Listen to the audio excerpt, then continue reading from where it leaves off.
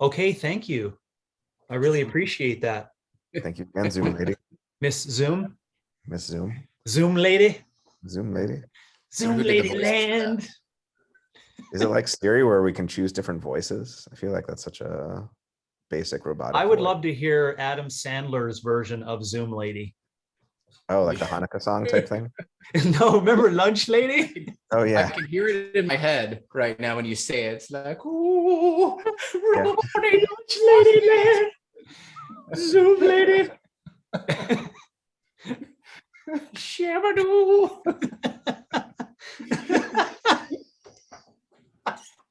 and whatever actually like good. noises come after Oh that, right? man, we can't start with that. We can't start with Lunch Lady. I got to come back to center.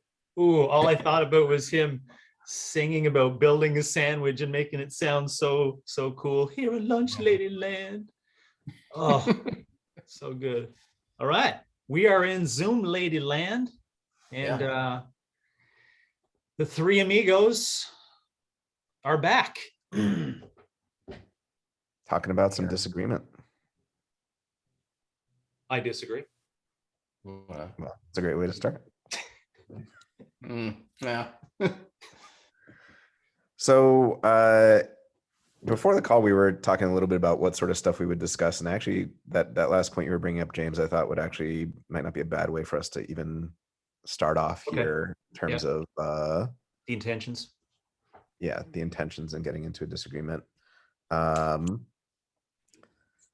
So, we've talked in the past on previous episodes. And by the way, can you guys hear me okay? Yeah, really good. Oh, yeah. Okay. Yep. For some reason, it's like, you know how usually if someone's speaking, it'll highlight.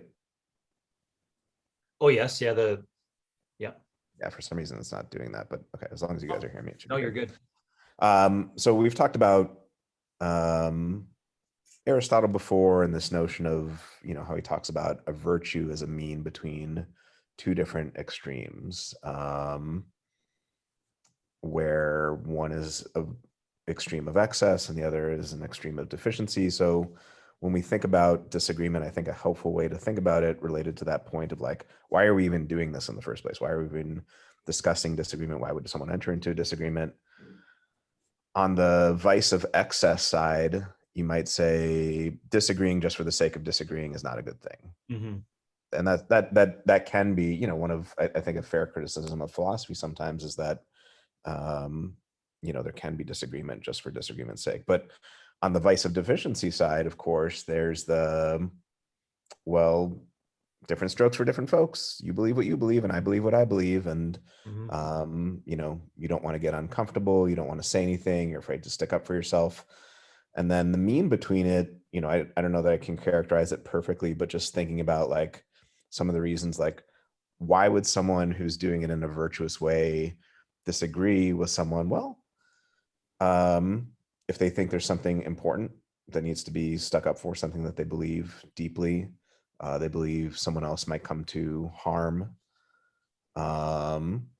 even if it's not physical harm, could be mental and emotional harm, if they feel like they're spreading misinformation, and then just trying to clarify things. I think another way you could enter into disagreement is maybe it's maybe it's not even harm or misinformation. It's just someone you admire and respect who's similarly well educated, and the question is just unresolved. You just don't know, and you're like, hey, let's hit some points back and forth, and I'm just curious. Like, I'm learning from this as I go through. So those are just some initial thoughts off the bat of why someone would even enter into this project of disagreement in the first place. And I think that might be a good place to start off.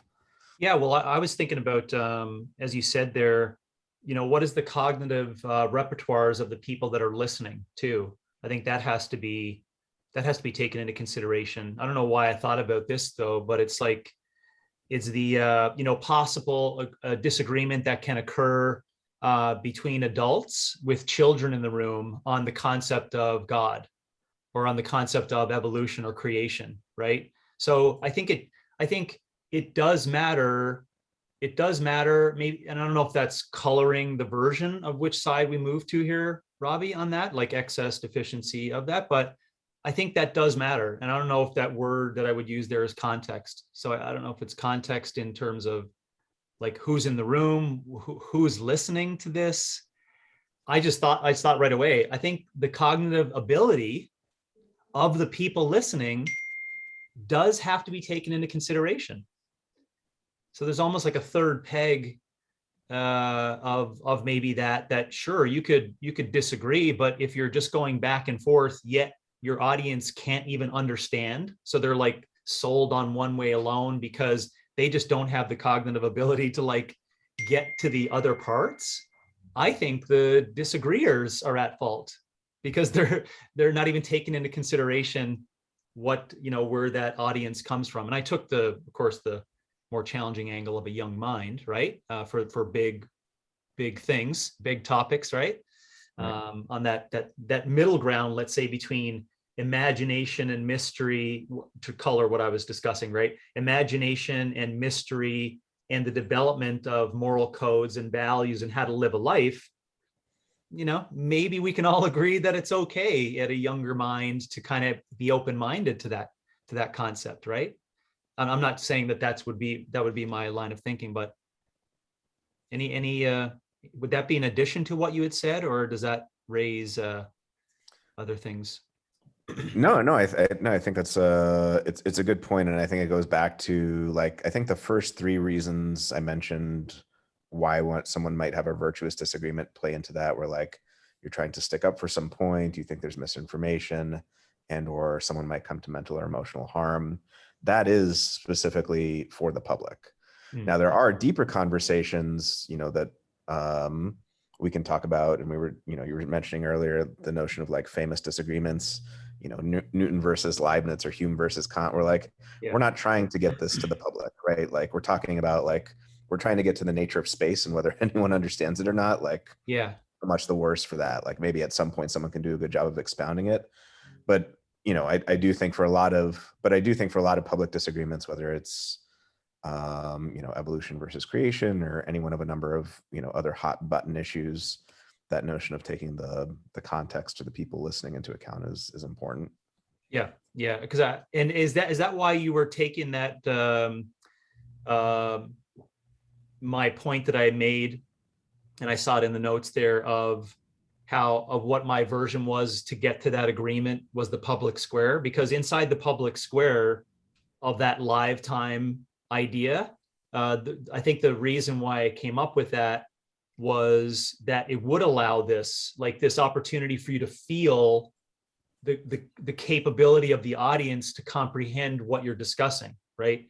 So I wasn't mentioning it to say that things don't come to an agreement wholly, not in place, but I was saying it based upon my mentioning there that it's really good for you to look out to an audience and to see if they're like already clouded over, right? That it's like, where should I start with this this idea, because then it involves aspects of influence and whether that's authority, a scarcity, liking, reciprocity. You can use all different forms to influence the audience to kind of quote unquote, not coerce, but persuade.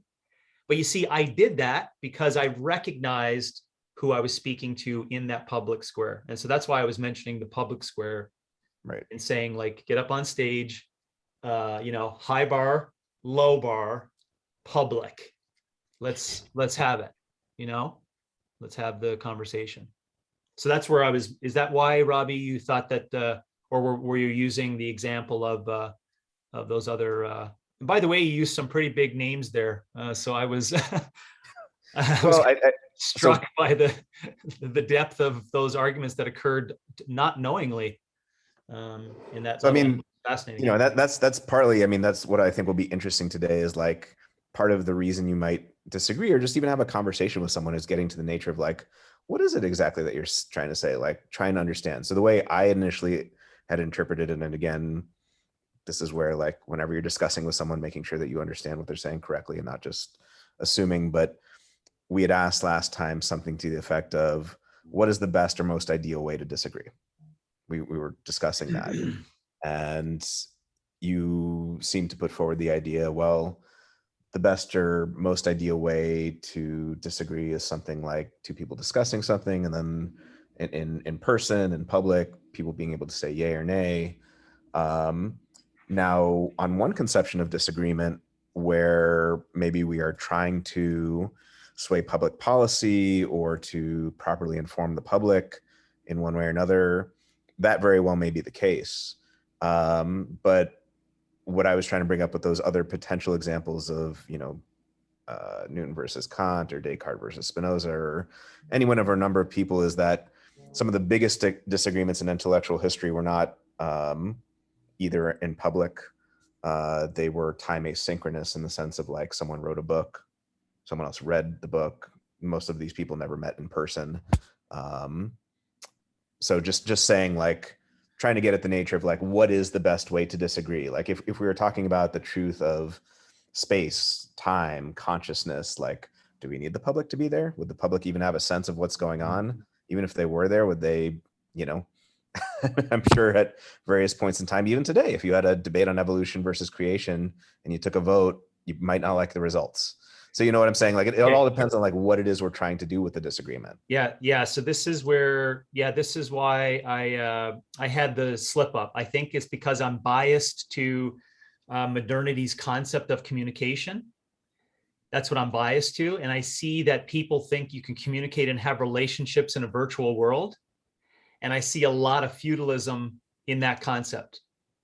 And so that's why I'm really heavy on the idea of moving away from the time-tested tradition of the reality of the emotion and the visceral reactions that happen in that public square, in that room. There's so many opportunity for people to be pseudo-intellectuals, neo-intellectuals today, right? And never leave their fucking phone, right? And never leave their phone and have impact and make points of what they consider to be the right way in fitness. So, but this is my point, that would never come to, you would never come to an agreement in that category. And so I do appreciate geography and time, right? Like maybe these big thinkers, could never have met based upon being across an ocean, but today, but that's not modern times, right? So in modern times, I'm just, laying my cards on the table. I'm probably just biased because of the pervasive, fantasy land of disagreement. And it's just fucking noise. It's just a whole lot of noise and nothing, and that's, I think, why I landed Robby with like, just get in a room, and you're together with someone else and a bunch of people and go for it. No, and I definitely think there are virtues to that. And I mean, we've all in one way or another dealt with online trolls and people who hide behind, pseudonyms and have, their bots or whatever, and just trying to, see the world burn.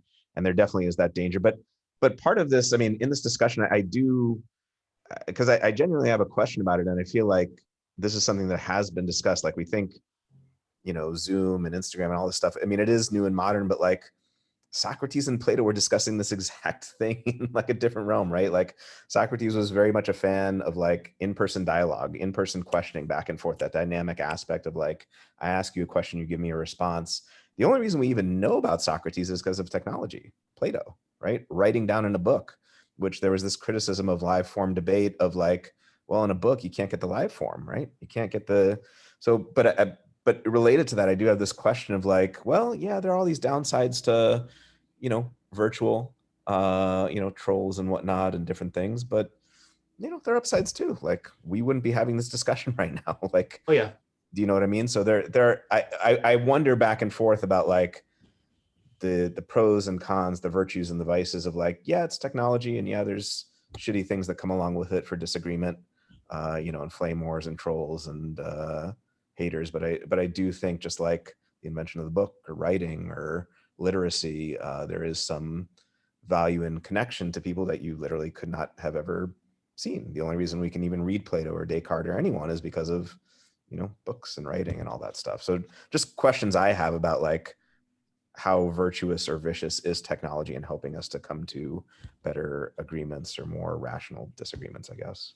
Yeah, I see that. I'm seeing the balance in it, but I think I'm just personally swayed, from what you had mentioned of all the negative consequences of that, of the newest technology. And I couldn't help but giggle a little bit as you said Plato, and I first came to mind of books. And I mean, how many people are willing to read, I don't know, just a couple of ones that I kind of, are antithetical to one another. Signature in the Cell by Thomas Meyer, who's an intelligent design conceptual individual, teleological approach, and Behave or Guns, Germ, and Steel. Sapolsky and Jared Diamond going through this. So my whole point being there is that how many people are doing the long form version of coming to an agreement on a particular thing, and I don't think even, and that's why, so why not? Why not? Because there's a 30-second clip, right? There's a 30-second clip, and there's like an opportunity for, you just get like a 30-second clip of something, and it, whoever can jump on one another faster through whatever seemed as being more intellectual seems to be the winner in this quote unquote disagreement. And that's why, again, I just go back to being in place, seeing it live time and really getting something from it. And also, like I mentioned last time on our last show, I've been in person where I have been actually transformed. I felt it in my body and I knew it in my mind, right? Where I listened to someone speak about something so clearly that I never took an opportunity to listen to, either through reading a book or, longer form. And it really did make me rethink everything that I actually thought was a truth in a particular area, right? So, but that happened in person. Oh yeah, me too. I mean, I've been to tons of talks and philosophy colloquia where that's been tremendously beneficial. Just trying to, I guess, get at the point that like that is a form of disagreement with one particular purpose. Yeah. And technology can amplify that, right? Like I'm not going to get to see colloquia at like my undergrad location anymore because I don't live. You know what I mean? Like now we can see recordings, and yeah, it's not exactly the same, but the exchange of ideas and different things like that. And so, B, you have any thoughts one way or the other on? I know you and I discussed this before about like technology and trolls and stuff like that, but just listening and thinking. And I love the idea of a beautiful in-person formal disagreement that is long form and nobody's rushed, and we're not worrying that it has to be 60 seconds for an Instagram reel, right? And it's everything seems so far removed now from that actual thing in disagreements. There's hidden intentions, and it's easier to hide intentions through most of the ways people are disagreeing now. So yeah, people going through with different intentions and not following this. Nobody talked about everyone being in the same cognitive realm here. And the same thing is like, oh, I understand how an agreement works, point, counterpoint, all of that. But I'm not even sure how well that's taught to most people leading up through that. So maybe that's something that's, like in this future where everyone's having amazing disagreements and amazing discussion, it's just mandatory to have to learn that is the way it goes, right? But I just don't think you're going to see it until, you have to start philosophy in kindergarten. I had a conversation, I asked that of you, my son. I was like, hey, where's some good books for philosophy for kids? And then I downloaded a few of them, and we kind of went through a little bit of it as well too. Because I over the past few years, I've learned a lot from you, having a lot of good disagreements. And I've even brought myself back to disagreements where I'm like, oh, I didn't disagree with him very well on that one. Now that we're having these conversations, it's like, yeah, no, that makes sense. So yeah, this beautiful version of it, but yeah, the social media right now certainly isn't helping anything. And I don't think it's going to correct itself at any time soon. So what's the what's the answer? Just pick and choose the fights with the people who know how to disagree beautifully, or do you just keep banging your head against the wall with people that you may need to disagree with? I don't know. Yeah, that's where. Yeah, I think it's a great conversation. I'm not trying to edge us into talking about intentions and start, but could we all agree that it's definitely a challenge. There's a big challenge, a massive challenge in trying to, let's call it the optimal pathway to come to an agreement on really important things in fitness today.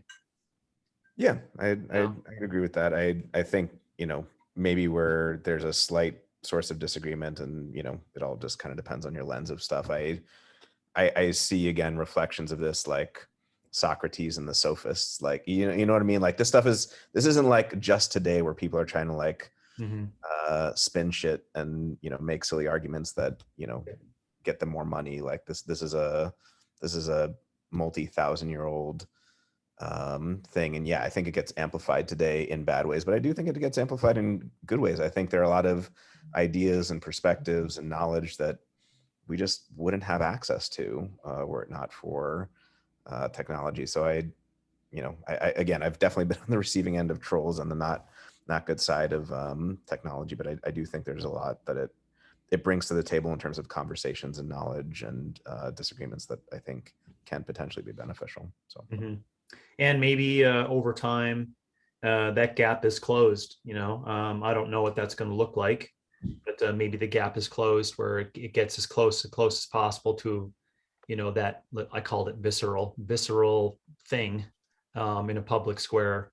And but I would agree with Brandon that there's no things, in my opinion, that are pointing towards that getting more and more. I think it's definitely a trajectory towards moving closer to your home, in your office, away from everyone else. And I just think that there's going to be a lot of problems with that, especially if we want to, promote, well, personally in my business, we want to promote like in-person human relationships, touching, conversation, argument, debate, etc., and all the great things that we get from that. It doesn't mean that those other things are not going to be a part of it. I just can't see it always being a balancer right now. But that's all. Makes sense.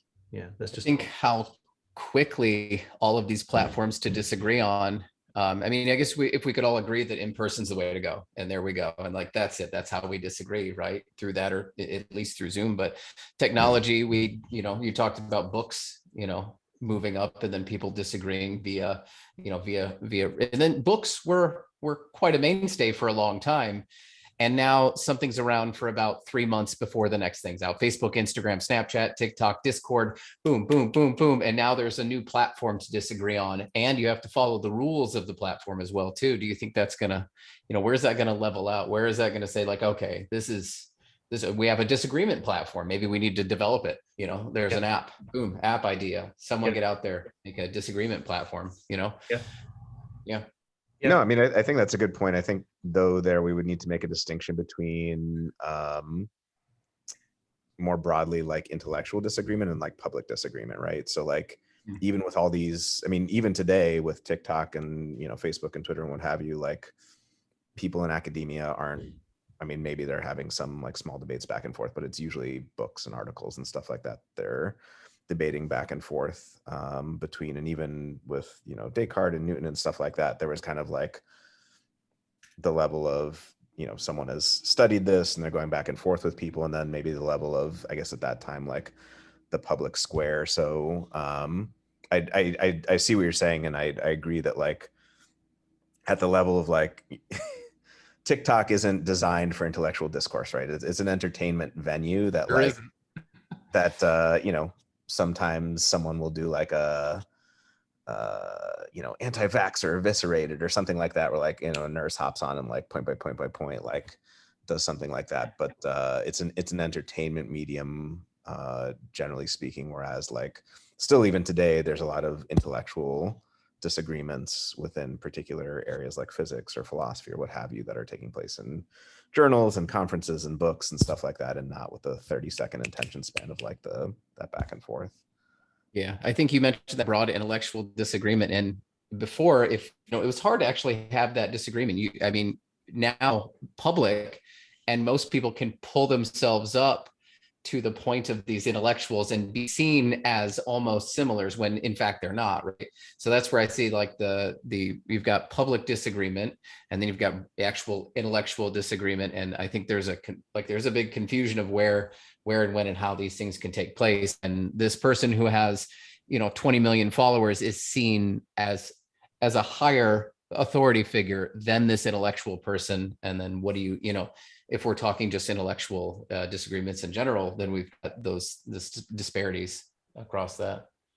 No, I think that's a very good point. I mean, if we were listing out like the benefits and drawbacks of technology, like and different things it can lead to, like, yeah, in Leibniz's time, like you weren't going to have one public person who like appears in such a way that you know, he or she is more broadly intellectual than this particular person. But you know, today, you know, with someone having 20 million followers, it can seem as if someone has familiarity with a particular subject when in fact they don't, and then give rise to confusion when it comes to certain disagreements, whether it's in fitness or something else. Yeah, I think that I think fitness, you know, I don't think there is a difference in intellectual discourse and public discourse in fitness today. I don't think there is fitness intellectuals. So I'll just start with that statement. And then therefore, if that is the case, or that's my presumption, then, you know, the things that we just mentioned about you saying, Robbie, there's intellectual levels and then there's public levels. I agree with you in other well-established, well-respected concepts of, you know, epistemology of each of those things, right? But so yeah. So there's that. I'm genuinely curious there, because I mean, obviously exercise science is a very young area of endeavor, but are we saying that, I don't know, people like Lon Kilgore or others who are, you know, they're not on TikTok debating it out, like, you know, they're in the journals talking about different things related to exercise physiology. Are we saying that there's not a distinction there between the public and? Yeah, I'm not classifying him in fitness. Okay, so where would that go? That's exercise science or physiology, something like that. Okay. Fitness would be all fitness. I'm saying is all encompassing behavior, exercise, nutrition, intentions of movement, that. And I'm not saying that it's probably not a subset of a bunch of those people, but I'm specifically not classifying those people in it. The whole other conversation for another time. I think they cog the wheel because they virtue signal that all the things they're coming up with are leading to better health, but it's a performance or rehab continuum. That's a whole other conversation for another time. So I'm not, so, I think the definition of what would be considered, if it did exist, a fitness intellect, was someone who is basically asking the hard questions and really having disagreements with others who are asking the hard questions, but their sole purpose is to try to find the biggest, best outcomes for all humans in fitness forever. And that is not happening. That is not happening. There's, I may think in my head, I like sit on the couch and 20 minutes out of, 3 days of the week, I'm a fitness intellect, but that's only in my head. And I think it's really well established outside of our profession. To your point, which I agreed with, there's a classic definition or demarcation, right, between public discourse and intellectual discourse. I actually love that. For example, more recently, I'm not going to go on a tangent here, but in politics, I've just been digging down a hole of that with regards to the public discourse in politics and the intellectual discourse in politics. It's like ranked choice voting and anyways, some of the very interesting thought in there. I find that super interesting, but I just don't see that happening a whole ton in fitness. And it's not a well accepted notion that there's these like fitness intellects, and then there's these people who speak to the public based upon maybe some of those disagreements that are occurring from the intellects, right? Which is the whole idea of it, is to take that and bring it into the public. Yeah. You said the biggest and best outcomes for humans in fitness, and when you say like, if you're having conversations around that, it involves all humans, who's having the most impact for humans in fitness right now, and it's I don't think it's going to be the smaller intellectual discussions, that are one-on-one. I think that, or at least we say impact, we say reach, maybe engagement and reach, and who do people believe, who are people following. So I think you almost have to drag in those, Yeah, well, all of the, I'm biased. you know, I'm biased in the answer to the question you just asked, right? I think that whoever that is in the ether out there that is making people come to realize this basic given truth of physical movement, physical sovereignty. So whoever is out there discussing that, I think that is the quote unquote individuals who are the fitness intellects, who are the ones discussing that particular gross outcome for humans. And so where is that happening? You see, if it's not even happening, it's only like a thought in 3 of our heads on a Zoom call, that's great. You know, that's fantastic. But, you know, I'm just saying that I'm putting that lane and I'm comparing it to like physics lane, right? Like it's, Right. man, that's. Oh yeah. I mean, there's definitely a gigantic difference there. I would totally grant. Although, yeah, I mean, and I use physics, sorry, Robbie. And I use physics, Brandon, to your point of like, people are trying to do that in the public square, TikTok and Instagram, talk about physics, and people are like, nah, it's not, you're not Feinstein. You know, it's like, this is, you know, see how it's like well accepted. You're like, oh, you know, this is a new theory. And they're like, nah, no, you can't even, you're not even allowed to say that. Whereas in fitness, a dime a dozen, which basically means, I don't know if it's a Canadian term, happens every day, right? Like every day there's someone quasi pseudo intellect on Instagram, throws something into fitness intellect, right? It's an intellectual conversation now.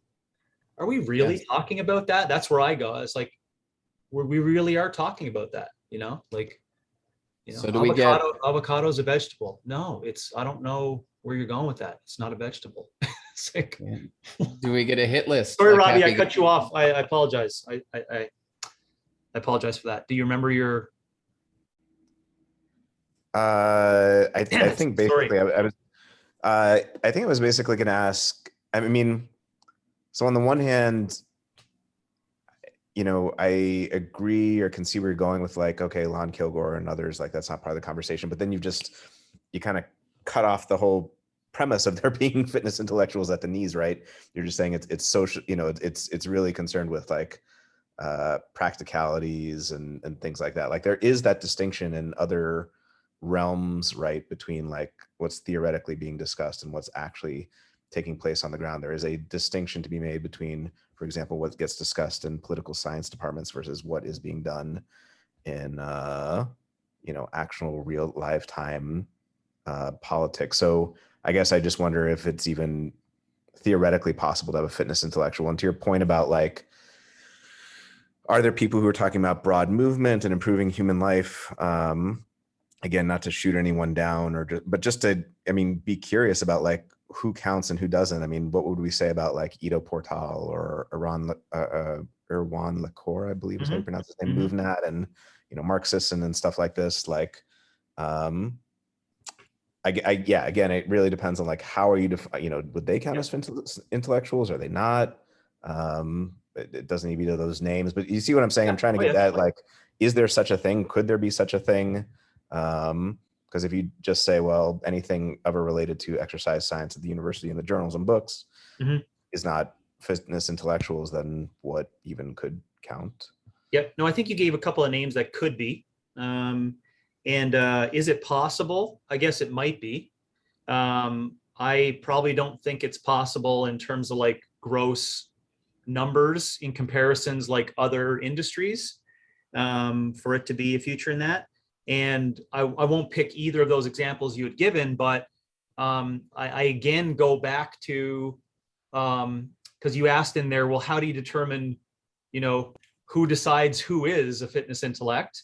I think it still comes back to the intentions. And this may now circle us back to the intentions of getting into disagreement.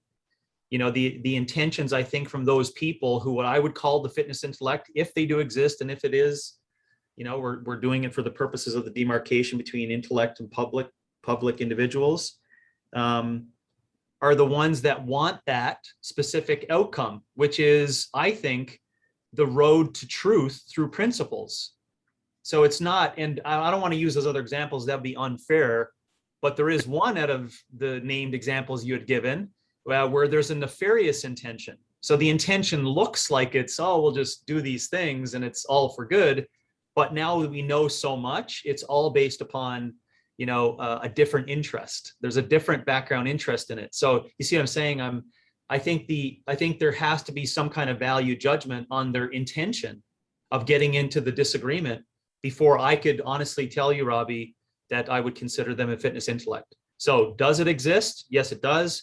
I think maybe the couple of names you had given, I would argue, are in that line of thinking, and that does differentiate them from the Kilgores, right? I should also just take a second to mention that this does not at all, take away from these people like Kilgore as an example who have contributed an unbelievable amount. It's just the context of this conversation for what we're calling fitness intellectualism, if that's a word, and how I'm classifying it. Okay, so I just want to be clear on that for that statement, because I have taken a lot from that individual particularly, and it's been a really effective, let's call it, contribution to things. Yeah. So that's where I was going. Sorry, that's where I was going on, leading into, I think intentions matter. And I had down, yeah, we want to question, and I would say, I would pose the question, are we having a disagreement? If this did exist as a possibility in fitness, are we having a disagreement to eventually come to an agreement? Or are we, and it's not always an either or are we having a disagreement to come up with this road? I call it the road to truth, right? So that you could pull principles from that road to truth. And that's why I would get into disagreements, right? And that doesn't make my actions to do that the right way, but I'm just being honest. It's like, I want to get into this disagreement where 20 years ago, I would have got into a disagreement to prove myself right. Do you see the difference in that? Now I want to get into a disagreement to find the truth, right? So I'm not sure what your thoughts are on that, about the intentions of, so my question is, why would you get into a disagreement in fitness? What's the intentions? I have some thoughts there, but B, I wanted to see if you had any thoughts. Yeah, I'm stuck on this thing where you talk about, you were talking about intentions, but like, we're having a disagreement, and do these higher level disagreement outcomes even make their way to the front line? These Lon Kilgore and these people have this disagreement. Two people disagree with the forest. Did anyone? That's my point. That's my point. That's my point that I Yeah. made on physics, right? But that's why I use physics. It's like, I'm not just by reading Frank, I forget his name, but inside the physics world, he's known as like the current, godfather, well-accepted concepts of how to take intellectual stuff of physics and how to move it into a book that's like 100 pages long that the public can read. Do you see that? Yeah. So there's this well-accepted decisions that are made in disagreements of physics. To your point you were just making on like, Lauren and other people that can come up with that. That's my point. I was saying, what's the intentions? And inside of that, the disagreements, I'm not going to use Lauren, it's unfair, but there's disagreements in that, what I would call a pseudo version of fitness, but it has nothing to do with what I'm calling the outcomes that I want to get out of the disagreement. It's like, all you want to do is grow more muscles and to get leaner. I don't fucking care about growing muscles and getting leaner. Do you see that? And that's where all the disagreement is. And I'm not categorizing that inside of fitness, because to your point, Brandon, it has no fucking carryover, in my opinion, to the public discourse. They think that that's the biggest disagreement. Avocado, fucking seed oil. It's like, that's not a huge disagreement. Like, what's your intentions of the disagreement? And what do you want the outcomes to be? Oh, you don't care about people's long-term health? Then why are we even having the disagreement? That's where, and that's why I use physics as an example. It was like so strongly agreed upon, these things that went back and forth, and replication studies of the same shit fucking 600 times. it's like, no, you can't even have this discussion of the fucking seed oil avocado thing. Do you know what I'm saying? But making sense of that? Yeah, that does make sense. Yeah, no, it makes perfect sense. But If I even get like, louder, it doesn't mean it makes more sense. yeah, no, I just hear it clear. My Yeah, I mean, this outcome, or even this, like you've pushed further into the truth, and now I still get stuck on like you have to be a part of their conversation to a certain degree in a language that they can understand. Where they're at, where they're having these conversations. If 90% of the world doesn't even want to have the conversation that you're having, but you want to make an impact for them, how do we go about that, right? Yeah, that's why I mentioned opening up about the receiver. Like, who's the receiver of this? You're not taking that into consideration. We're not talking about the deepest intentions of why we're having the disagreement. Then what are we doing here? Well, what do we get? What are we getting from the outcomes of that? So I think 2 points to say there. So one, James, your question of like, well, why are we getting into a disagreement in the first place? It's not necessarily to come to agreement, because that's not always going to be the case. I think you have to just approach, any disagreement in the spirit of good faith, which just means you're not disagreeing just to disagree, and you're not doing it just to prove a point. So I think that's number one. And unlike you were saying before, where you were like, well, I wouldn't say that's better than another. I would say one is more virtuous than the other, and the other is not a good way to approach a disagreement. And then Brandon, to your point, I think it's a good one, but I do think it comes back to this like intellectual versus public sphere. Like, just take an example that we're all familiar with, right? Paleo. Okay. Loren Cordain. This starts out not just with Loren Cordain, but others in the intellectual, scientific, exploratory realm. It's not a major item of public discourse. And then there are other people who come along who are popularizers of this idea. So I think in talking about disagreements, like we were saying before, with like, there's two types of, there might be more than two types, but there are two important types. The first is like just even getting at the truth of the subject, like Newton and Leibniz, just even getting at the truth of space and time, just getting at the truth of what humans should be eating, just getting at the truth, Lon Kilgore, of like how humans should be moving. Okay, have we got that? Or like, do we have some progress with that? Now there's a secondary thing of how do we get that into the public sphere? And, I mean, certainly not for all fitness modalities, and certainly not for all nutrition, but like, a lot of Lon Kilgore's stuff got, popularized, James, you were saying, through, a lot of influenced you. Obviously it played a role in CrossFit stuff. Obviously paleo came a long way from kind of the research labs, and has since morphed. But I think there's this important thing between like, it is an important question, how do we get this stuff down to the public, and will they even accept it? But there is this broader and deeper question of like, what is the truth in the first place? Whether anyone else can understand it or whether we can properly convey it, we need to get at what is the truth first, and then have the discussion about like, how do we even like disseminate it? And I don't think that's discovered yet in fitness, in how I see fitness. The truth.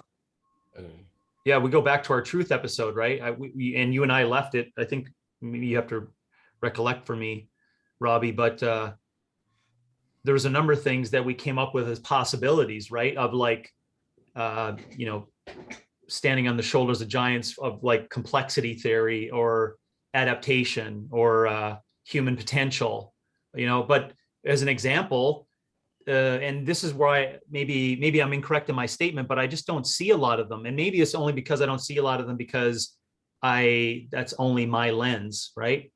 But I don't think there's a lot of agreement, for example, on one particular statement would be, exercising 3 times a week at a really intense level between 20 to 30 years of age can result in a higher amount of orthopedic issues from 60 to 80 years of age.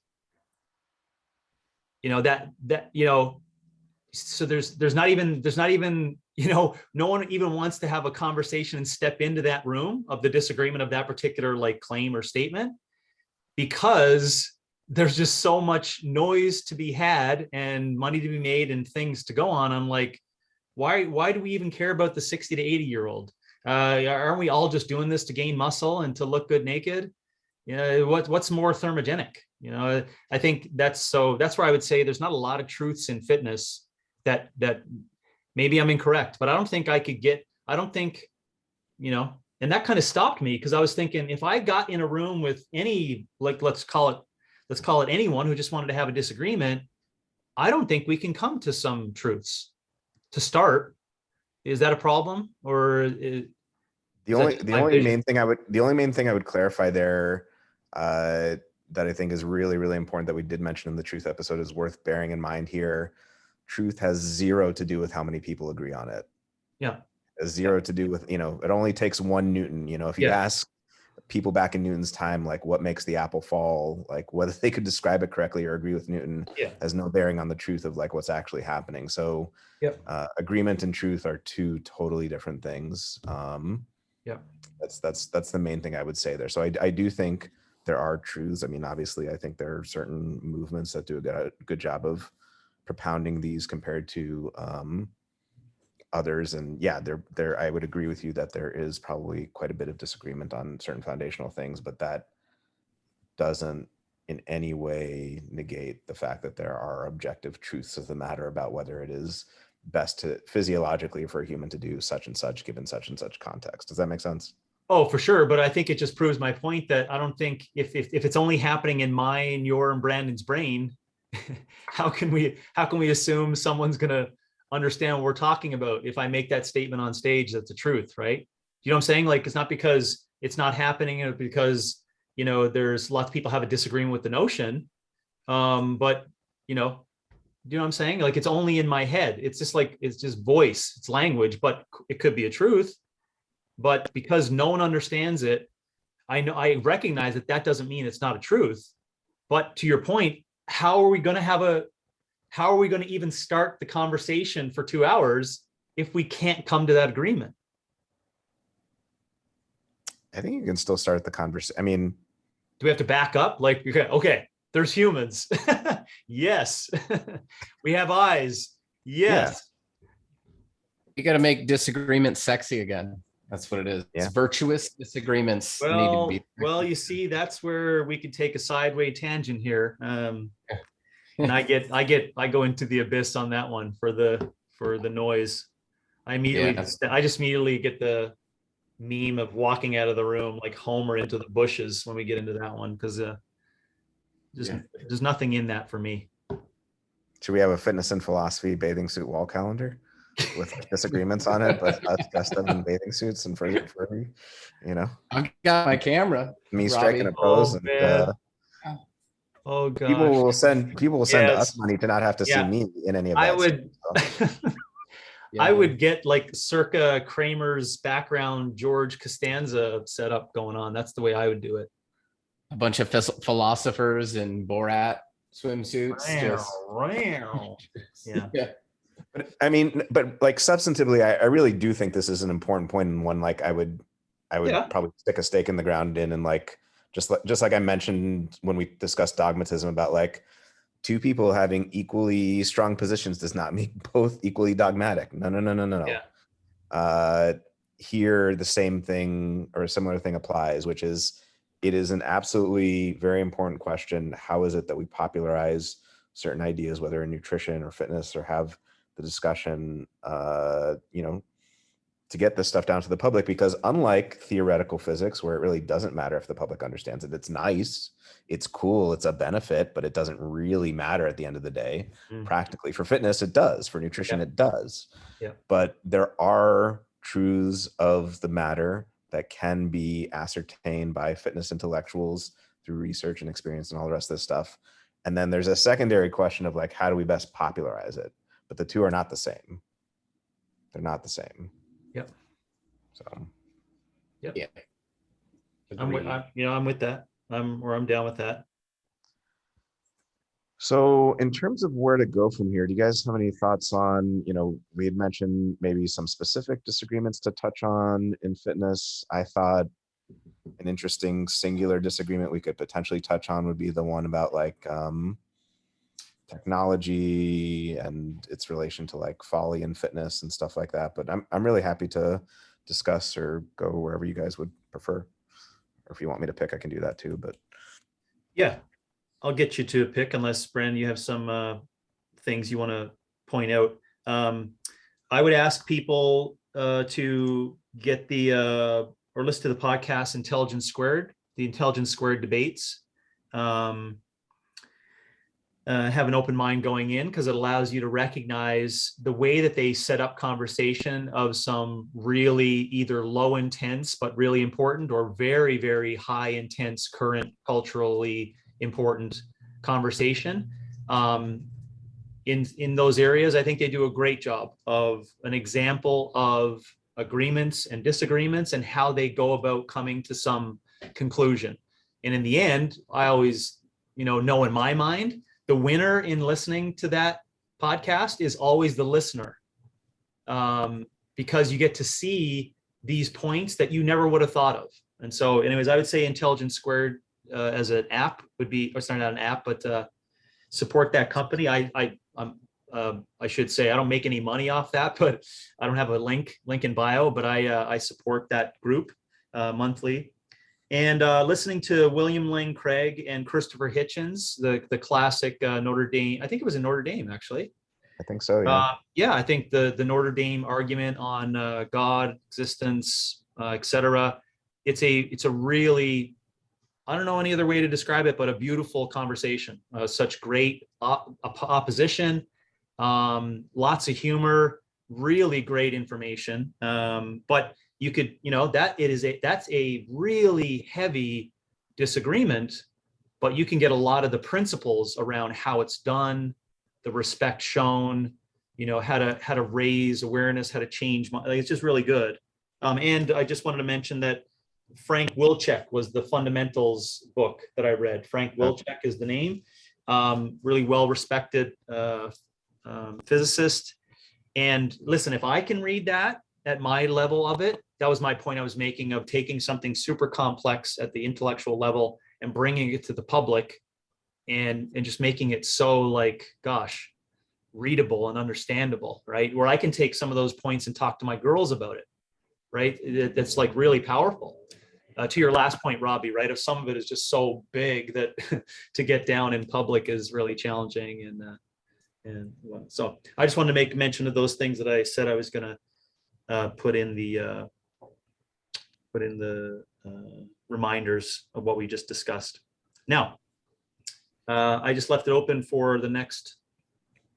Yeah. So, I mean, I think those things are good things for people to check out. And before we leap into the next thing, just something to mention that I think is worth mentioning in general, with regard to disagreement, is kind of the, with the William Lane Craig and Christopher Hitchens, like the manner in which it is done, right? I mean, so much of what we see today is like shouting matches and the other person trying to take the other person's head off. And like, if you go to like dig.com or these other like, highlight reels of the internet, like this person eviscerated the other person, but just this notion of like approaching it with respect and deference, and like, you can still disagree and plant your flag in the ground, so to speak, but like being able to respectfully do it and come to some sort of understanding. So with that in mind, I actually thought a cool thing for us to go to, because I like legitimately, genuinely, like when we're talking about this position, I'm genuinely curious. Like Brandon and I have discussed this, like we've both learned a tremendous amount from you on this topic. And like the reason we're even discussing it is because we think you have a lot to say, but like I genuinely have questions about it. So I thought we would kind of go to a potential disagreement, potential because maybe it's not, on the role of technology in fitness.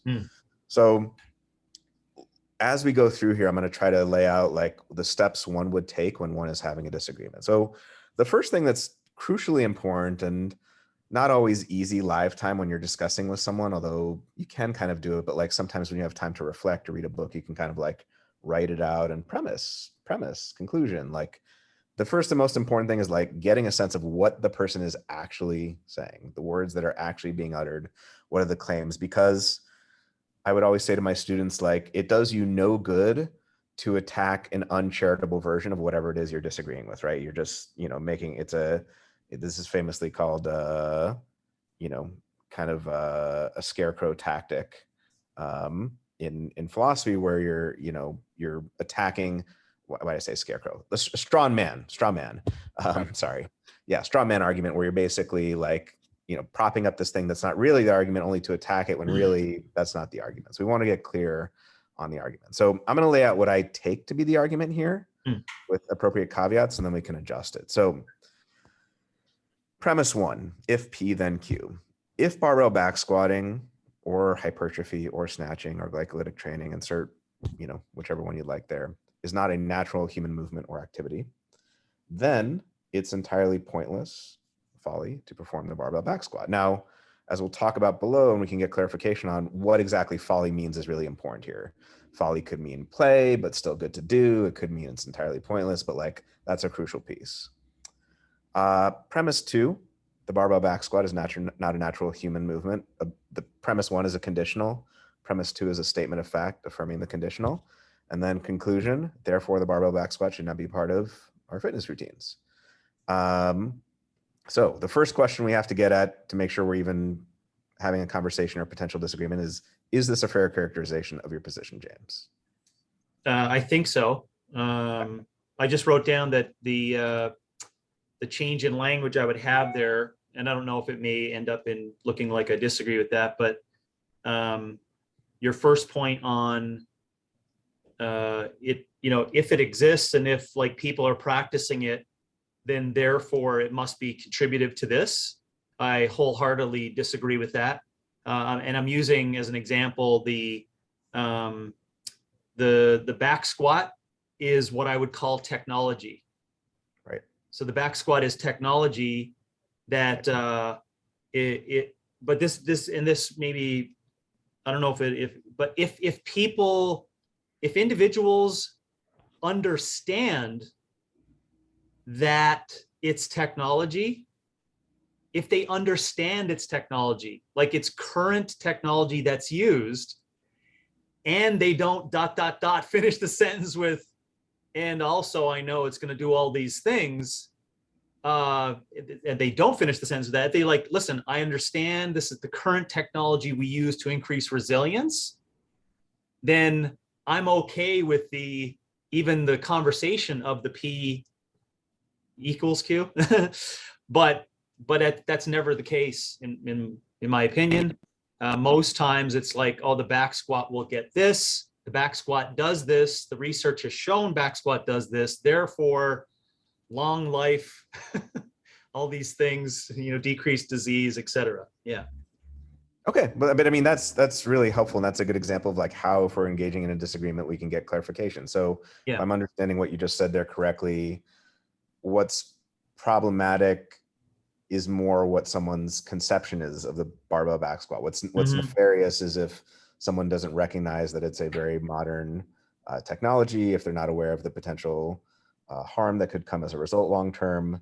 Even if they grow muscles and get stronger. Right.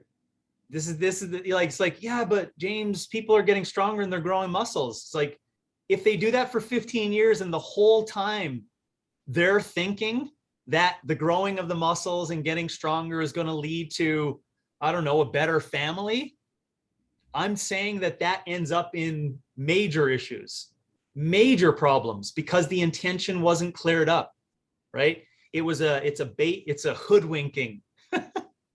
Right. It's a hoodwink, right? And so do you see how, it's like, oh, geez, there's so many good things though in that 15 years. It's like, yeah, but there's got to be some understanding. So yeah, I'm just relaying the point again. There's got to be this deeper understanding of something more to it, and recognizing it's just current concept of technology.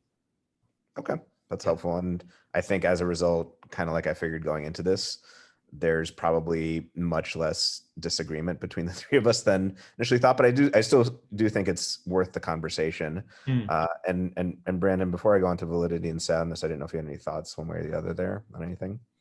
No, I'm just chewing on that one. Okay, but folly, I noticed you stuck on that word. That's why I use the word folly, right? Because with folly and using words like folly and a diversion tactic, I use diversion tactic because it pisses more people off. But folly is a great one, but that doesn't discount that you're still going to do the back squat. You see what I'm saying? It's like, back squat is folly. So is fucking soccer with my kids on Sunday. You know what I'm saying? But we do it. We do it. So it includes but folly means that you're understanding this is all a fucking play. This is all just a game, right?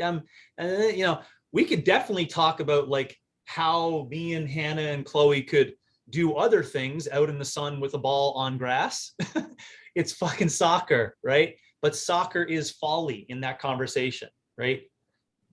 If that makes sense of that. No, that's super helpful. And I think like that, I want to, I mean, I think we talked about this last time, like folly, absurdity, existentialism. Like I want to have a conversation on that topic because the way you just defined it there is a totally different thing. But like, you have to admit right off the bat, like when you say, and that's why we clarify things, right? With like diversion tactic or like folly initially does have a pejorative connotation. Like it does, it is a little jab, like, and that's okay. But like politics, that's the reason why I say it. It's to make you take a pause.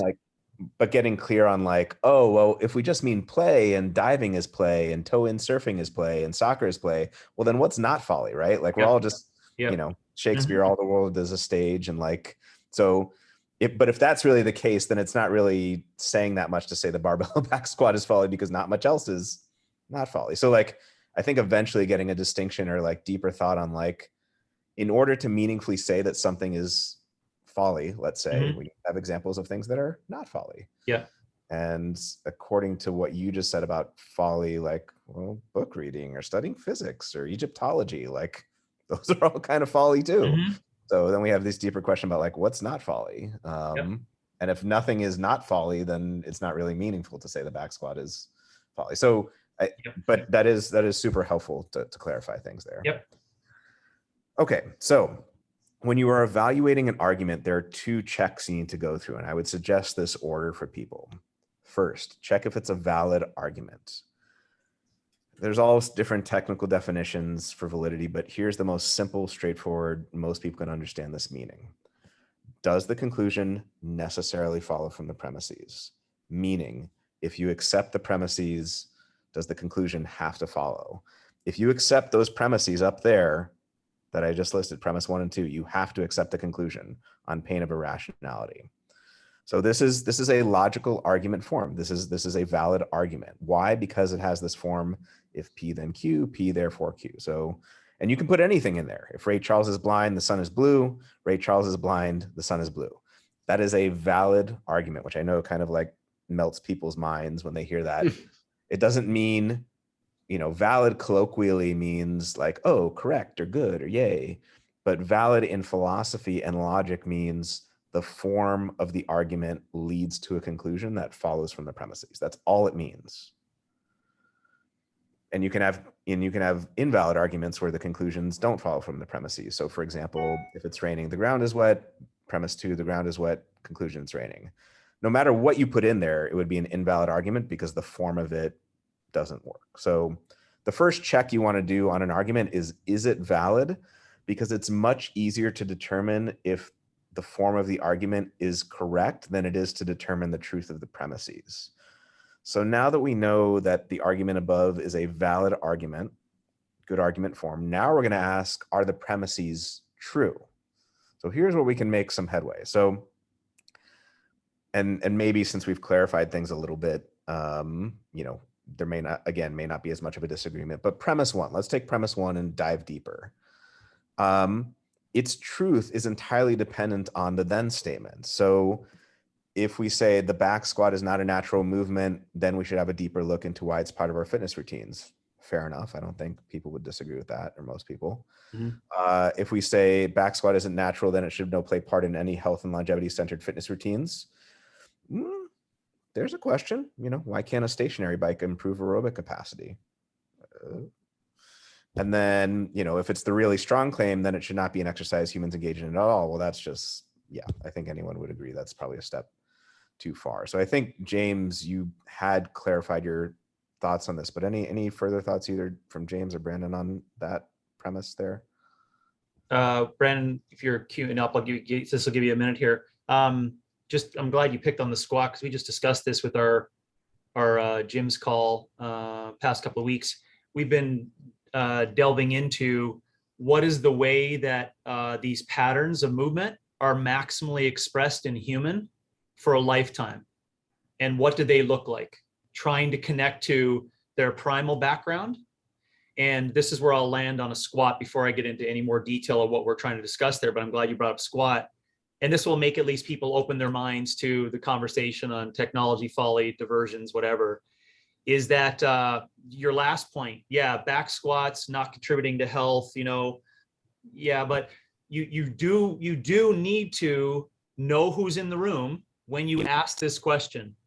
How natural is it to pick something up of a load that's higher, right? That didn't come from the ground, a load that's higher, to put it on your back, to lower yourself to the ground with your feet flat, spinal aligned, etc., and then to stand back up with it and to do it numerous times. So when you put it in that language, you see how I could language that multiple different ways to end up making sound like it's the stupidest idea possible, right? Now, some of you can never take that jump and think about it, but that's where you should go into digging into the particular topic here, back squat, barbells, etc., and really try to figure out how can you get as close as possible to the maximal expression of this particular movement.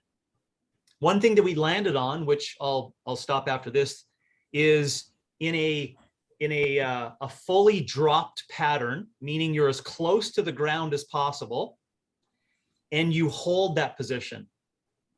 That was, in our opinion, the most primal example of the actual pattern, right? You know, you could look at, I don't know how many different iterations of vocation and labor and work and etc. You would have to go through a long list to show me where the actual rendering of putting a barbell on your back and lowering down and coming back up and doing it for reps has ever been done in existence, which makes the barbell back squat a beautiful example of quote unquote modern technology. But you see how you got to get this really long line of the expression of the squat itself, human wise, and like how it's best done, right? And you can't attribute all these other great things that scientists will come up with from what they've seen in back squats and people doing it. So I don't know if I took it way too far away, but I just wanted to focus on, I'm glad you brought up that point of the squat and how do I come up with the words, right? Like folly of a back squat, right? And I'm hoping I'm giving more color so people can now see, oh, gee, you know, you got to go down these deeper lanes of understanding of the movements. I shouldn't say deeper because that sounds like a lot of people can't go there. No, it doesn't take a huge amount of cognitive repertoire. It just takes patience and step back, right? Step back from the NSCA journal and look at human movement. Look at archaeological studies. Look at anthropological stuff. Look at, you know, work. What were people doing for work from, you know, 400 AD to 2021? And you'll start to then, like, you know, answer more questions that, to your point, both of you, I would assume, is the back squat still present inside of that like virtuous journey in fitness? Yeah. But what is the intentions of it? And does it make sense for human maximum potential in how it's observed and how it's done? And that's where that super gray, nuanced area is of the practicing of it, and why I call it, you know, harshly folly and technology, and trying to get people as close and close to recognizing, like, you know, although you may not need to do it, this stooped, you know, this squat pattern and being down by a campfire, foraging, etc., like that is something that is innate in you. You've been put together to do it. It is going to offer you a host of other things besides peristalsis and lumbar spinal extension for a period of time. And your whole concept, Luis, right? Seeing people in the gym with a barbell on their back, that's Orwellian. You know, it's there, it's current. Doesn't mean that it's really going to connect you to what you think is your long-term ambitions in fitness. Sorry, that was lengthy, but it's okay. I have thoughts, but any thoughts there? Yeah, I always circle back around and I try to think of James's intentions, the biggest and best outcomes for humans in fitness. And then we're having all these conversations around the natural human movement and that being what's best for people in fitness. Am I right?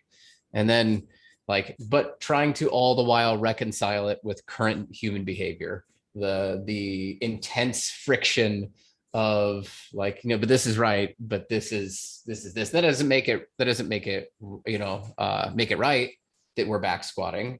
But it makes it current and it makes it the thing that's most likely, right? Yeah.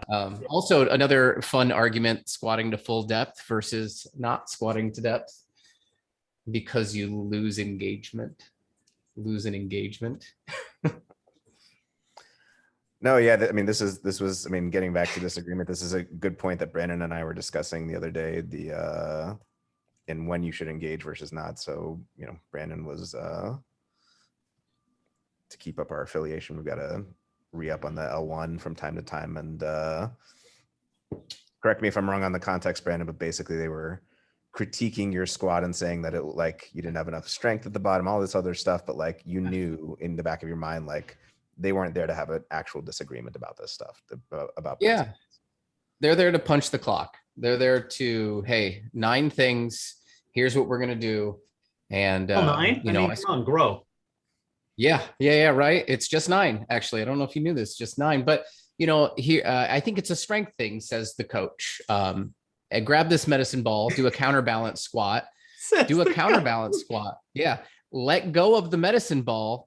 And without me letting me offer up this rebuttal, do you see how you were more upright in a counterbalance squat? Ergo, not motor control, not flexibility. It was strength. It was your posterior chain. Let's move on. But let's move on. Shut your mouth. So that's when not to engage. And then also that's where I think Carl, who's the other owner with me, and Robby and we have, this is where I'm backing out of the room with that, and moving in a certain direction, because it's not, those conversations aren't there to be had, and also if you try to have those conversations, this is also another thing, you're having this conversation in a public forum with somebody like that, the 100 followers below are going to grab your ankles and try and yank you down, it just for disagreeing, just in general. Yeah, I don't know, a lot of interesting stuff there. So what's one of the D's inside of a religion? Isn't it dissent? A couple of others are dogma, doctrine. Anyhow, I don't know if dissent would be one of them, but oh, okay. I thought there was for heretics, but I could be wrong. Oh, okay. Well, yeah, maybe in that context, then yes. Yeah. I think one of the things that I want to do pick on for your wording there is that's my question. My big question, I guess, is are we reconciling and quote unquote being current because it's too hard to educate? And you guys know where I'm going to land on that. It's very easy for me to sit behind a Zoom screen and say the more virtuous aspect of the right way is the hard way, and long conversation and getting to this understanding, right? They come in, they're like, intensity, barbell squats on your board. And now you're sitting me down for 90 minutes being like, campfires, full flexion, sit down for a squat. But, they're like, there's a bait and switch going on here, right?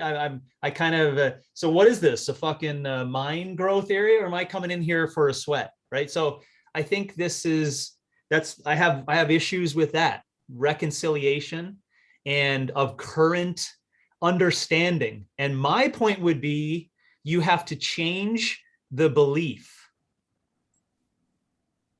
on their reasoning for why they're doing fitness as a first step to get to even the conversation on what your point would be. Oh, well, we'll play halvesies here, right? You don't understand about squatting, but you do know that you see barbell back squat. So we'll kind of meet middle road. And that's where I think I have a problem with the words on reconciling current cognitive capabilities.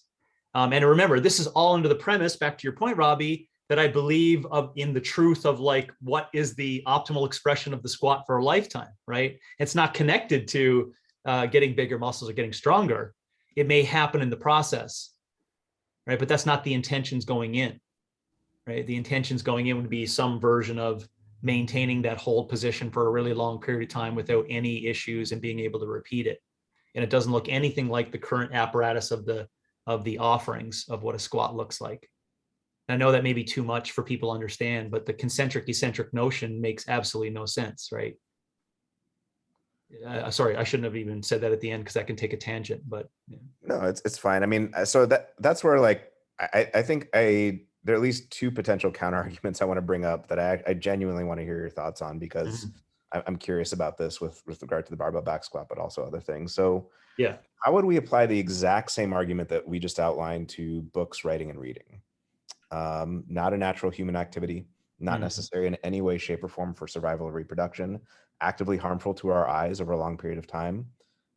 Is it equally Orwellian to have people in like a library and not sharing oral traditions? I'm sure there are a lot of people bemoaning that at the time when, well, it obviously took place over a long period of time, the transfer from like oral traditions and oral learning and stuff like that to, books and reading and writing. I'm not quite sure I understand how much those two differ. Is it just way more pluses to the one and fewer minuses, and fewer pluses and more minuses? Like, let's start with that one first. And I'm curious your thoughts. I don't. I probably need to have a better, less biased view of the growth of language and how language has promulgated societies and how we've grown tremendous amounts with speech and writing since a couple of years before Jesus Christ's birth, which would be a signature moment of like the growth of speech and writing. So I don't have an answer to you to compare that particular area to it because I'm not strong enough in understanding that. And that's I okay. I immediately have a bias that is like that idea that you had mentioned your first couple of statements. I can't even wrap my head around it. So therefore I can't even come in to say that it can, in my mind, it can be used as another parallel example against my idea of fitness. Yeah, and I mean, it's something I'm still thinking about too, but I think about like, so obviously the barbell back squat is maybe, we could say, I don't even know, let's say 100, what is it, roughly 100 years old, let's say, maybe a little bit longer. And, obviously reading and writing, depending on how we want, are we going with Gutenberg? Are we talking about the first instances of writing, but are roughly coexistent with civilization? But if we take, the human evolutionary time frame, it's quite short, really, really short. And is not necessary for survival and reproduction. So stuff like that makes me think, I just wonder about, is there an equal argument to be made there? And if so, yes, there is. That's what I was saying, is that your comment, it's not necessary for reproduction and survival. But since the advent of that, there's been tremendous improvements in reproduction and survival and the growth of population. I can't connect it directly. That's what I'm saying. I'm not competent enough to understand. I can't directly connect it to those things. And what Jared Diamond speaks about highly, metallurgy, food production, and language into political governance, right? Like, it's like chicken or the egg thing, I guess we could talk about there for 3,000 or 4,000 years ago and how all those things came to be. But I would even, incompetently argue for that language and reading and writing increasing the opportunity for human growth. So I don't. In certain ways, although the very same Jared Diamond is actually going to argue that civilization is the worst thing that's ever happened to humanity. So yes, there's kind of that push and pull in the other direction too. So I wouldn't. I'm not throwing the baby out with the bathwater in that. Yeah, got to be careful with that one. Yeah. So the other counter argument that I'm just genuinely curious on is so premise 2, the barbell back squat being an unnatural movement. So in one sense, it's obviously true, right? So if we take for granted something like the following statement, if humans weren't engaged in this activity, I don't know, pick an arbitrary time period, 50,000 years ago, it's not natural. But then why assume that claim is true? Why are we cutting off natural with the barbell back squat? There were times where humans couldn't use fire or tools or throw a spear. Like, at what point was it natural? Is it, well, 10,000 years ago with the advent of civilization, which took place at different points in time throughout the globe? So that's kind of what I wonder there, is like, why is the cutoff? Was it because it's just 100 years ago? Like, do you have any thoughts there on like what technology counts as natural, or movements count as natural versus not there? Yeah. The first thing comes to mind is the example you had given of the timeline scenario. And it's probably a crisscross in this, I'll use other people's words, but an evolutionary mismatch, right? So the growth of, let's say 100 years ago, and what was happening at that time, maybe a couple of hundred years ago, industry and the technology, et cetera. Let's call it like a scientific age in a really global big change. We had probably not required to do as much squatting. And therefore, with that like crisscross, it wasn't at the advent, oh, there's a barbell back squat, let's stop all squatting, but it's just the advent of sedentarianism, if that's a word, less pedestrianism, which less moving around with your feet, et cetera. That we probably didn't need to do this particular movement anymore. So I'm using your timeline saying, let's just stretch it out. There's been 1 million years where we had to squat, and then all of a sudden in the short timeline, not a lot whatsoever. And so now there's like this, that's why I guess we could call it, if that's the right language, a newer technology in modernity would be the barbell back squat, right? But it's not the same that what we were doing for that really long stretch prior to that increase. So I'm not sure if that. I think that helps to a certain degree, although you're not, let me just make sure you're not making the claim that people doing the barbell back squat precludes them doing the way we would naturally move from an evolutionary perspective. People can still do that all they want. And there are lots of other factors like the nature of work and chairs and things like that. I don't think the barbell back squat has been a material factor in people not engaging in that activity. I think it's been more of these other factors. Well, you make me, I'm gonna put that one to the side. That's another interesting point. I never really, no, that wasn't my intention though, of discussing that, to preclude the back squat. Okay. Yeah.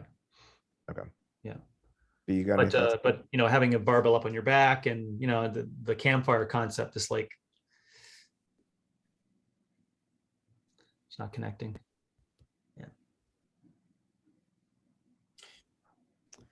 Yeah. And the reason why I could have double clicked on the point you made, Robbie, is like, there's got to be some argument in here for that particular task showing up in our daily life for most humans. Like, gosh,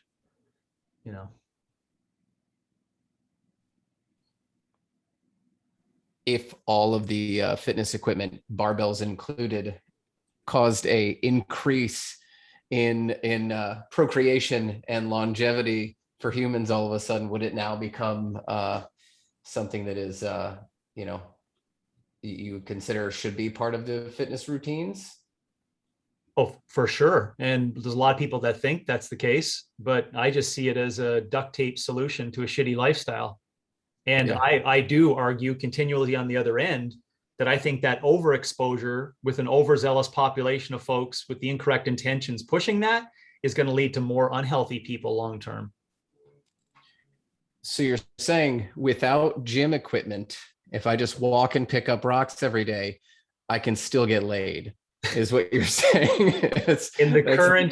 Well, if you said, and I also have a particular app, then maybe, because I think there actually is a dating app for people who pick up rocks and walk long walks today. Yeah. So. Mm-hmm. Well, there's an Oklahoma farmers dating site. Yeah. So if it's why shouldn't there be? Right? Yeah. Mm-hmm. I think the dating app concept froze Robbie. Oh, did it? Yeah. Yeah, he's dead. Yeah, look at that. We'll take a pause. Or he's just we'll do a commercial break. Live. Maybe he fell asleep. Let's, while we're taking this commercial break, let's brought to you by water. Let's poke fun. No, I just wanted to take a second to poke fun at a screen capture we should have of Robbie because I'm guaranteeing sometime around college. Actually, I shouldn't say that he got into a scenario that he was half baked like that, but that's a half baked look right there. Oh yeah. He's going to come back in. Anyhow, do you want to spin on H2O being our sponsor today and all the benefits of water? Brought to you by water. Yeah, brought to you by water. We can't say Yeti. Tastes like water. So you got that going for you. It's got a delicious watery taste. Wow, that's pretty smooth heavy. going down. Mhm. That's heavy. I put Oh some, man, you know what? I put some trace minerals in my water this morning. Yeah. Yeah, it just brought me right back around to how would I make a water commercial? And then I was like, oh, there are water commercials. There are people out there that need to make water really sexy because we're selling water. Or yeah, what's the current going rate for the sale of water? It's a good cost, right? No idea. Yeah, I have no idea what that is. What else? What else with this broccoli? Is that the only other sponsor? Is that? Well, it'd be unfair to.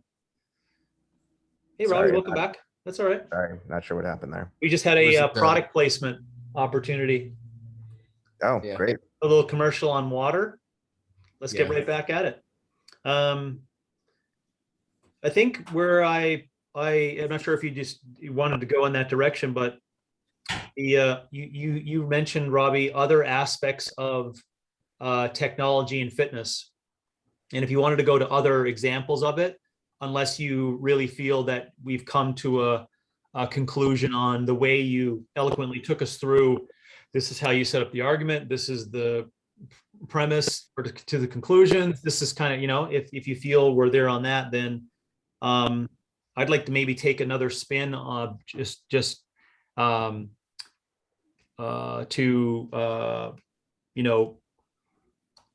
ironically, a recent LearnerX, that could be our sponsored product today.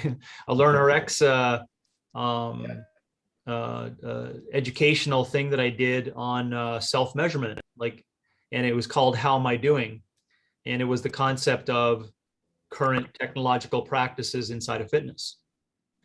And it didn't go specifically towards the one you had mentioned on the back squat, but I'm ready to rock and roll if you wanted to go into that area or other areas of tech and fitness. Oh yeah, no, I mean, yeah, and I think, yeah, I would definitely be down to discuss that. I think there are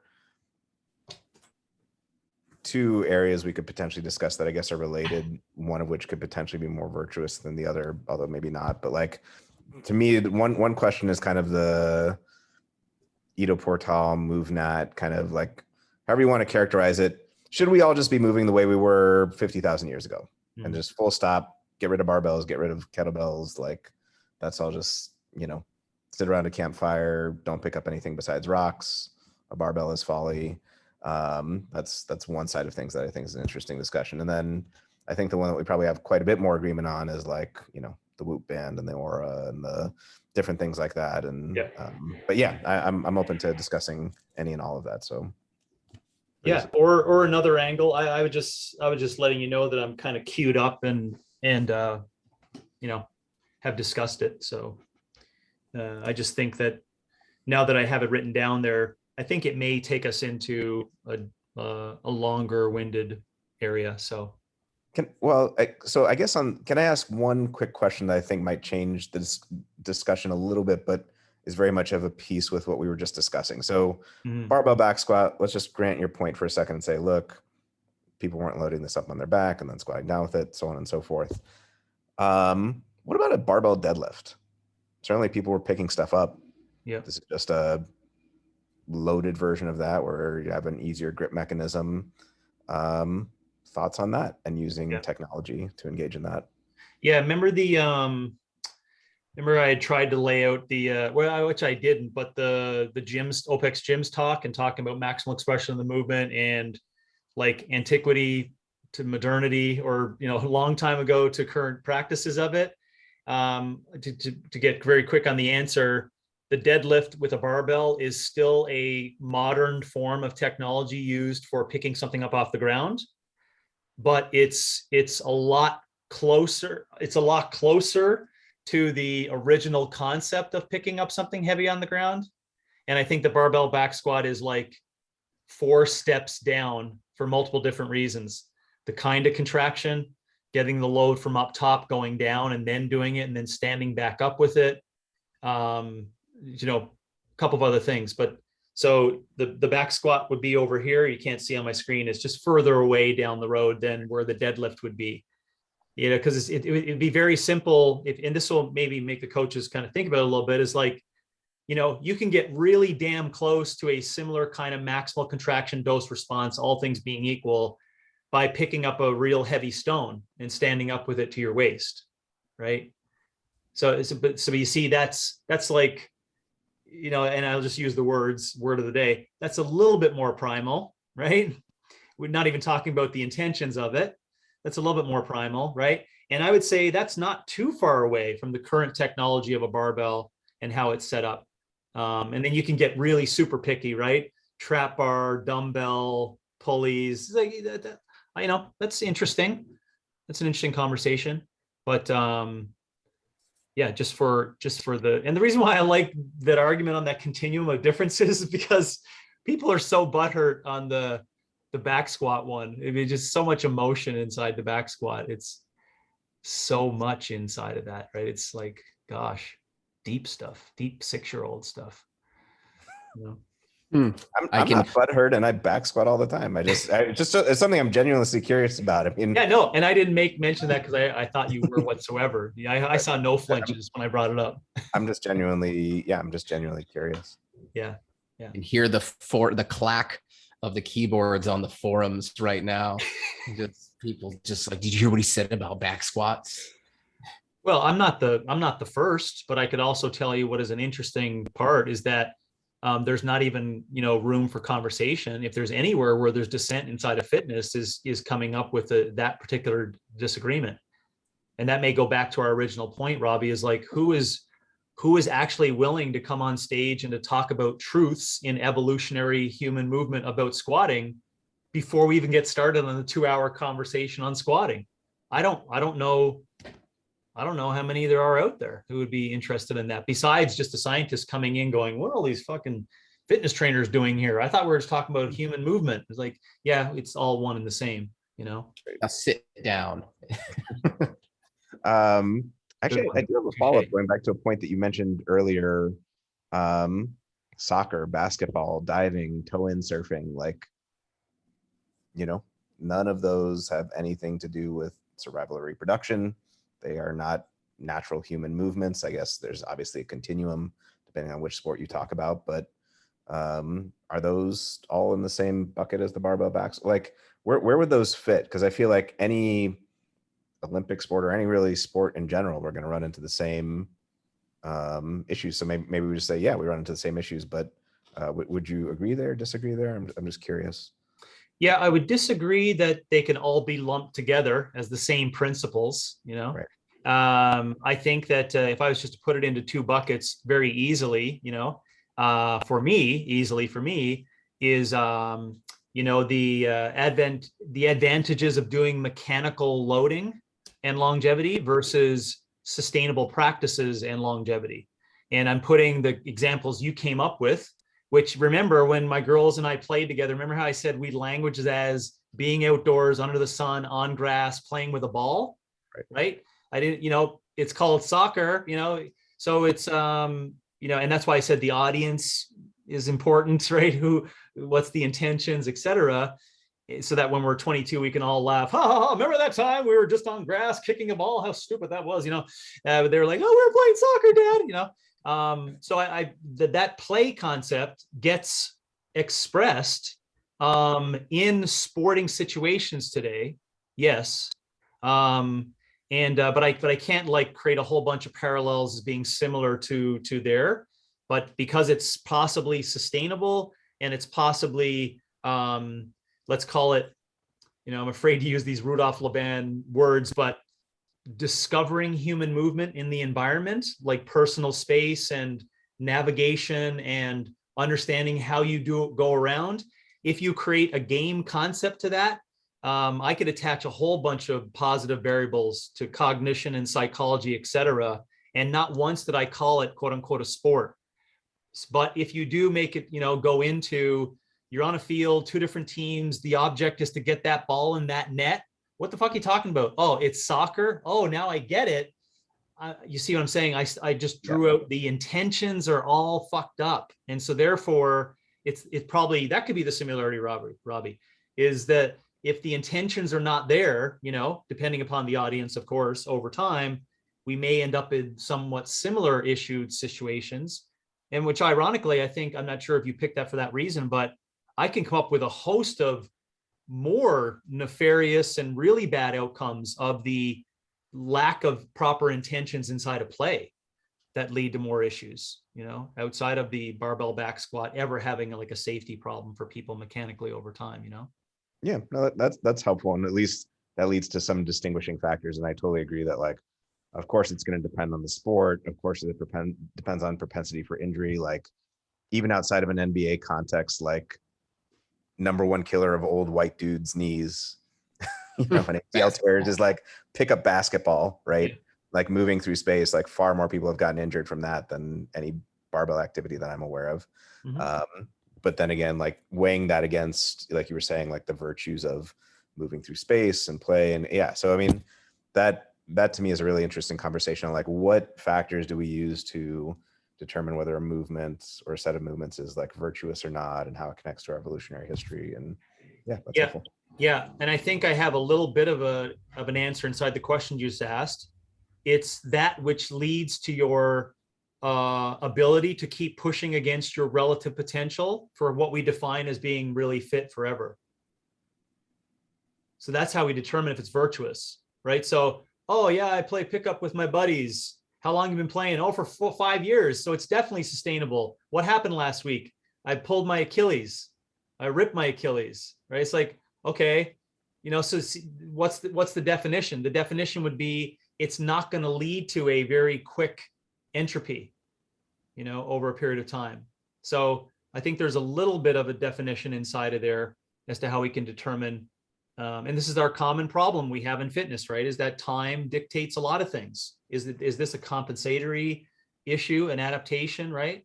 Of like current things, you're like, you got, I don't know why humorous, but I just thought of the older gentleman, because you said it, Robbie, the old midlife crisis, I want to be that young athlete again, pop knee, right? It's like, what were the intentions? Oh, I just wanted to be that young athlete again. That's fucked up, dude. Like, you can't be, so, but hey, to your point, Brandon, we got to reconcile, right? I mean, it's current. Mm-hmm. My buddies want to play. He wants to go play basketball. Let's do split squats to strengthen it. Yeah. 60 and I want to do Spartan races. There's, because they exist. I think we would all agree, though. I mean, correct me if I'm wrong. Like, I do want to make this clear, just anyone who's listening. I think we would all agree that not all ACL tears, probably not even the majority, are the results that like an old white dude in a pickup basketball game have to do with like, I want to be LeBron James. It's just like the mechanics of the sport. And that's kind of what, I guess that's a little bit of what I'm getting at, is like with either the barbell back squat or just and the intentions. I mean, the intentions do matter. And of course, if someone's trying to do that, but I'm saying like, like pivoting, like placing your foot, and do you have good foot mechanics and stuff like that? But in any physical human movement, there's going to be the potential for injury. But I think there is this kind of like interesting discussion around like, are barbells inherently more dangerous and more virtuous versus like these different sports, and what's the relative injury risk versus what you're getting cognitively and pushing your potential. So I mean, the points you brought up about how we might evaluate them, I think are helpful and worthwhile. Yeah, I would just ask coaches to do that, like what I call lower order to higher order versions of it, and then come up with something, even if you don't even know if it's going to be true, right? Just come up with this, take 8 steps, around what you're going to call the highest order virtuous concept of movement, and then the lowest order, and then you'll refine that over time, and you'll see like where it fits into people. And then you'll get in the real world and recognize, people have this, that's the first thing I thought about is like the barbell back squat. And to use your words, Brandon, you're just going to have to reconcile with how people see the world, right? And people see the world as the back squat being like, attributed to all these other things, right? So that's why I'm saying, like, it's the hard way. It's arduous and it's lengthy, and it's going to take a lot for you to explain that continuum you came up with in your office to people, because all they see is like the barbell back squat as being the current technological version of that expression of that movement. And all the while back room, it's taken you 25 years to recognize that it's quite possibly folly under context. Yeah. And also how people are interacting with the world, not just how they see it, but how do they interact with the world outside of fitness and outside of this? Like most of the white dudes playing pickup basketball have bookended that on a Saturday with drinking on Friday on a Sunday and a stressful job and no movement outside of that. And then what do you think is going to happen when you get tossed the rock? You go for a layup. Yeah. And then the movement from 0 on up, they're like, you know what, I'm going to start play, or I played in high school and now I'm going to pick it up. And this is 15 years later, right? They've had that capacity for 4 years and now they're off and now they're back into it. And that's when their ACL, kicks out. Yep. Good points.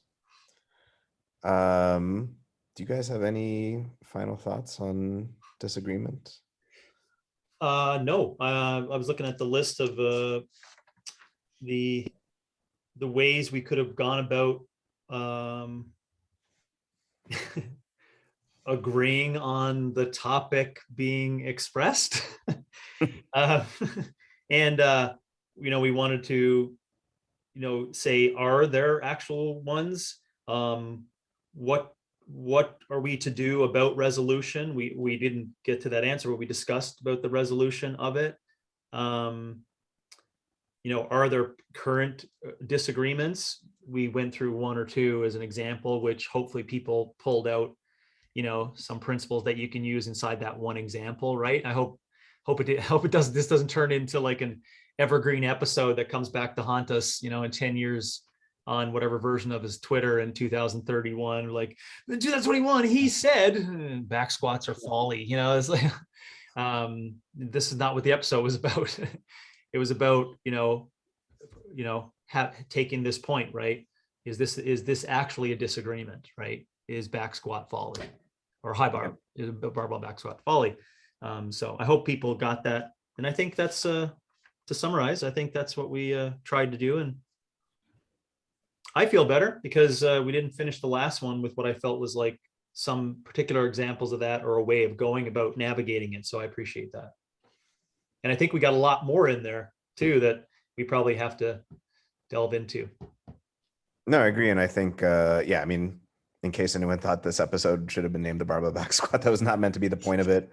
It was to talk about how you would engage in disagreement. And I think through that, actually, we got there were a lot of things that we touched on, like, what does folly actually mean? Like, how do we even characterize that? And just back and forth about what does that mean? And then the role of technology more broadly, and what is a fitness intellectual, and just these interesting disagreements and or just discussions that I think were good examples of like, how would one even engage in a disagreement or discussion? And then what, I think to me, this episode was a very good example of like, volley something over the net, hear it back, do it in a respectful fashion, and like learn something in the process. Yeah. To me, that concept is this beautiful pearl. It's just this beautiful pearl. And then everything else that exists in the world right now is a giant sea monster that just swallows it up, right? Like, it's just like this, oh, look at this amazing way to have an in-person virtuous disagreement and then shut up. There's got to be some meme for that, like some happy little bird on shore, and an alligator just comes and like rips them apart. The Batman slap one. Yeah, that's a good one too. All right, guys. Well, that is officially going to be it for today on, I think, Disagreement Part 3 in fitness. Awesome. Thank you, James. And thank you, Brandon. And we'll catch you guys next time. Okay. Take care. All right, bye. Bye.